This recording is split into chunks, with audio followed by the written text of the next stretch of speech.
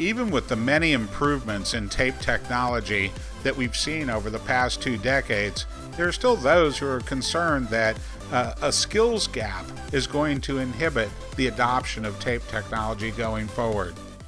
It's important that we ensure that we scream from the rooftops about tape and how we enable consumability within certain workloads, like for instance, virtualization. So in partnership with VMware, we're more now thinking about how to establish what we do with the 4500 or the tape library line and grow from a stackable 3U and beyond.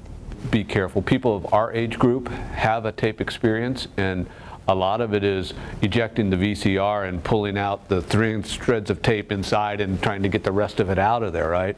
So there is this kind of consumer tape problem for our generation of all the hassles with tape getting pulled apart. The newbie generation actually is probably going to be much more accepting of tape once they start using it, because they don't have that kind of consumer-based experience. All they have is the IT-based experience, which of course, as you know, is night and day different than a consumer tape experience. It's kind of like comparing consumer flash to a large mainframe sort of flash. Much difference in performance, much difference in reliability. So we're looking at, one of the things we're trying to do in IBM is kind of promote tape to be more usable. Our research in Zurich is working on something we call Open LTFS, which is essentially think of it as a Spectrum archive non-clustered that we would like to make open sourced. We are putting a Swift stack on top of that, HLM Swift stack, which is basically a latency tier so that you can have optical made or tape in an object store. Part of the idea is now that becomes something that can be consumable in universities and other places very simply. You don't have to have a tape head and somebody go get a special software, backup application to use tape. Now you can download the open source Swift stack, you can use the open source Open LTFS, and you can have a small tape presence in a small lab without a huge cost and complexity. So that's part of this idea of we need to make tape relevant again from the ground up almost. We have wrapped tape with tape libraries and automation to the point where it's yet another black box that you point data at.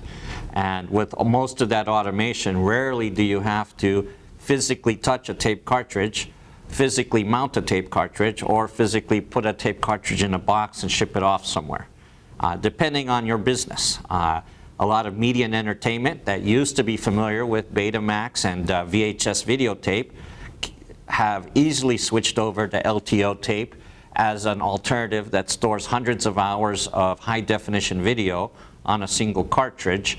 That is no change for them. And companies that use tapes to pass information from supplier to supplier, credit card information, things like that, again, not anything new to them. This is something they've been doing for a while.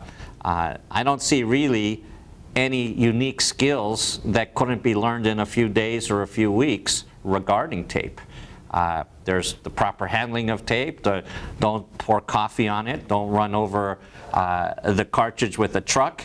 But other than that, I don't really see a skills shortage that needs to be addressed over a longer period of time.